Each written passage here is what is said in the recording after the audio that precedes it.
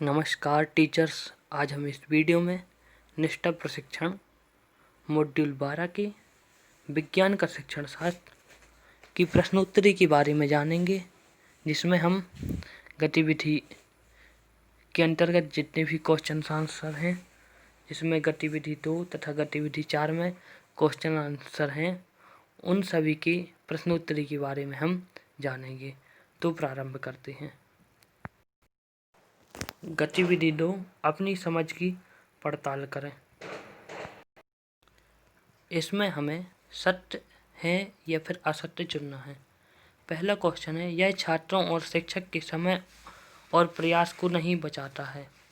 यह छात्रों और शिक्षक के समय और प्रयास को नहीं बचाता है। इसका आंसर होगा असत्य। नेक्स्ट है, यह सभी छात्रों को आसानी से दिखाई देता है और चर्चा के बिंदु को याद करने का लगभग कोई मौका नहीं देता। इसका आंसर होगा असत्य। नेक्स्ट है, यह एक अवधारणा या एक सिद्धांत को दर्शाता है। इसका होगा सत्य। इसमें एक सक्रिय छात्र भागीदार होता है। इसका होगा असत्य। यह छात्रों में विचारधाराओं का आरंभ करता है। यह होगा सत्य। आप जैसे ही सबमिट करेंगे, आपका स्कोर होगा 5 में से 5। नेक्स्ट गतिविधि 4 के बारे में हम चर्चा करेंगे। अब जैसे ही आप गतिविधि 4 में आएंगे, उसमें होगा अपनी समझ की पड़ताल करें। इसमें आपको बताना है आघातवर्धनीय और वे वस्तुएं जो आघातवर्धनीय नहीं हैं, चुनना है। सबसे पहले आघातवर्धनीय क्या है? आघातवर्धनीय वह वस्तुएं होती हैं या फिर वह पदार्थ होती हैं जिन्हें पीटने पर वह नष्ट नहीं होते हैं, परंतु उनकी आकृति में परिवर्तन हो जाता है। तो क्वेश्चन से शुरुआत करते हैं। बोतल और किताब। बोतल और किताब क्या होंगी? आघातवर्धनीय वस्तुएं नहीं हैं। नेक्स्ट है कागज का टुकड़ा। यह भी आघातवर्धनीय वस्तुएं नहीं है। कपड़े का टुकड़ा, यह भी आघातवर्धनीय वस्तुएं नहीं है। तांबे का तार, यह आघातवर्धनीय है, इसमें परिवर्तन हो जाएगा। लोहे की चाबी, ये भी आघातवर्धनीय वस्तुएं हैं। एल्यूमिनियम का टुकड़ा आघातवर्धनीय वस्तुएं हैं। जैसे ही आप सबमिट करेंगे, आप देखेंगे आपका स्कोर है 6 में 6। अब हम चलेंगे प्रश्नोत्तरी के बारे में। अब हम प्रश्नोत्तरी पर चल रहे हैं, जिसमें पहला क्वेश्चन है, शिक्षक ने शिक्षार्थियों को हर्बल उद्यान में अपनी ऊंचाई का उपयोग करते हुए पौधों की तुलनात्मक लंबाई मापकर तथा धागे का उपयोग करते हुए पौधे के तने की सतह को छूते हुए मोटाई मापकर डेटा को संग्रह करने के लिए गतिविधि में शामिल करते हैं। इस गतिविधि को करने के दौरान शिक्षार्थी कौन सी विज्ञान प्रक्रिया कौशल से गुजरेंगे? निम्नलिखित को देखें। पहला है लंबाई का तुलनात्मक माप। सेकंड, स्पर्श अनुभव के माध्यम से अवलोकन। थर्ड है धागा और स्केल का उपयोग कर सटीक माप। आपको इनमें से चुनना है। ऑप्शन ए केवल फर्स्ट सही है, ऑप्शन बी केवल सेकंड सही है, ऑप्शन सी केवल थर्ड सही है। इसका अध्ययन करने पर केवल फर्स्ट, सेकंड, थर्ड तीनों सही हैं। इसका आंसर होगा। नेक्स्ट है, शिक्षक ने छात्रों को नोटबुक में अपनी पसंद के पौधों के स्केच बनाने और उसे रंगने, चित्र लेने और कोलाज बनाने के लिए एक गतिविधि में शामिल किया। इस गतिविधि के माध्यम से शिक्षक निम्नलिखित मुख्य अवधारणाओं में से शिक्षार्थियों के बीच निर्माण करने की कोशिश कर रहा है। केवल झाड़ियों के बारे में, केवल शाक के बारे में, केवल पेड़ों के बारे में, पौधों की वृत्तियों में विविधता, अर्थात इसका आंसर होगा पौधों की वृत्तियों में विविधता, अर्थात सभी के बारे में। निम्नलिखित विभिन्न पौधों की प्रवृत्तियों के डेटा के संग्रह के लिए कक्षा 6 के छात्रों के साथ एक शिक्षक द्वारा संचालित हर्बल उद्यान में प्रकृति की सैर के दौरान विषय शिक्षक ने निष्कर्ष निकाला कि कुछ शिक्षार्थियों ने गुलाब का पेड़ और सुनहरे सेब को झाड़ी बताया। शिक्षक का उद्देश्य इस प्रकृति भ्रमण गतिविधि के माध्यम से शिक्षार्थियों में निम्नलिखित में से कौन सी दक्षताओं का विकास करना है?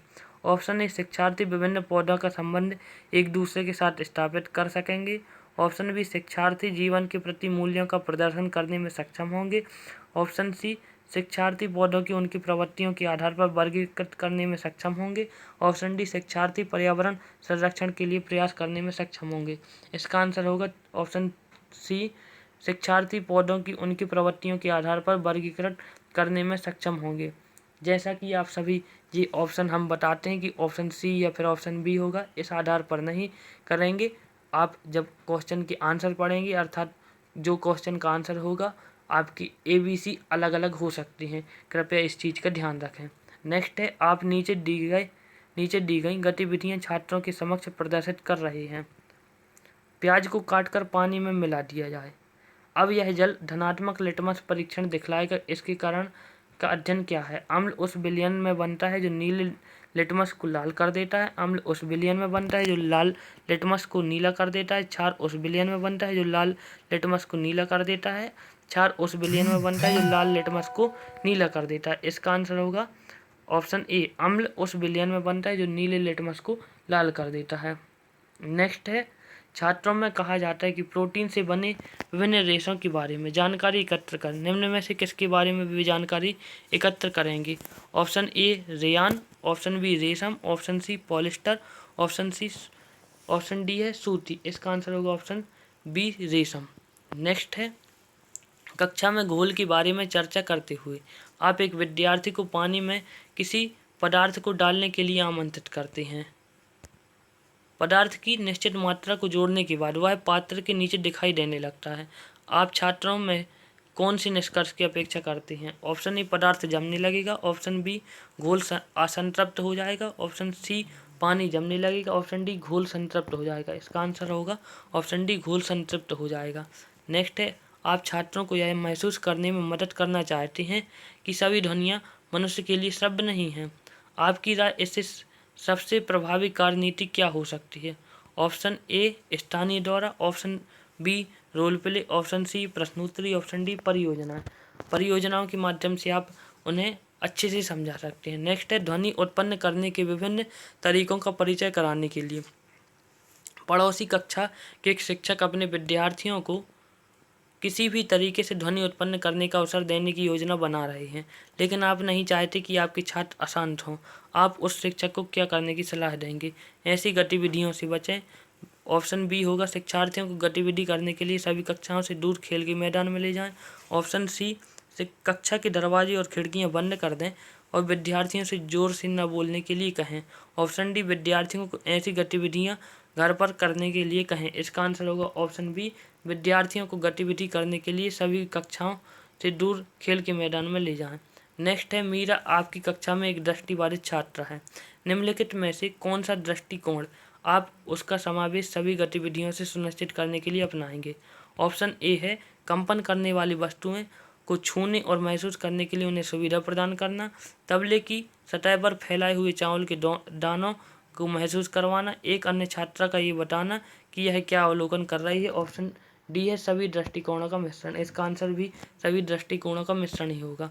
नेक्स्ट है, भारत में स्कूली शिक्षा के किस चरण में विज्ञान को एक अलग विषय शास्त्र के रूप में शुरू किया जाता है?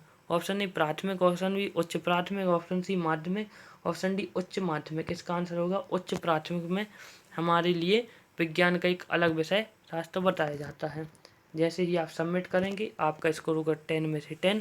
इस प्रकार से आपकी प्रश्नोत्तरी समाप्त होती है और इस प्रकार से हमने 1 से लेकर 12 तक के मॉड्यूल की सभी जो प्रश्नोत्तरी है सभी को पूर्ण कर चुके हैं और अब आगामी मॉड्यूल 13 से अगली वीडियो जब से आएगी, अर्थात 16 दिसंबर को अगली वीडियो आ जाएगी, तो आप इस वीडियो को ज़्यादा से ज़्यादा शेयर कीजिए, जिसके माध्यम से मॉड्यूल 12 की जितनी प्रश्नोत्तरी है सभी शिक्षकों को मिल सके। और यदि आप पुरानी मॉड्यूल 10, मॉड्यूल 11, मॉड्यूल और पहले की वीडियो यदि देखना चाहते हैं तो इसी चैनल के डिस्क्रिप्शन बॉक्स पर, इसी वीडियो के डिस्क्रिप्शन बॉक्स पर लिंक दी गई है, जिसके माध्यम से आप मॉड्यूल 1 से लेकर मॉड्यूल 12 तक की सभी प्रश्नोत्तरी देख सकते हैं।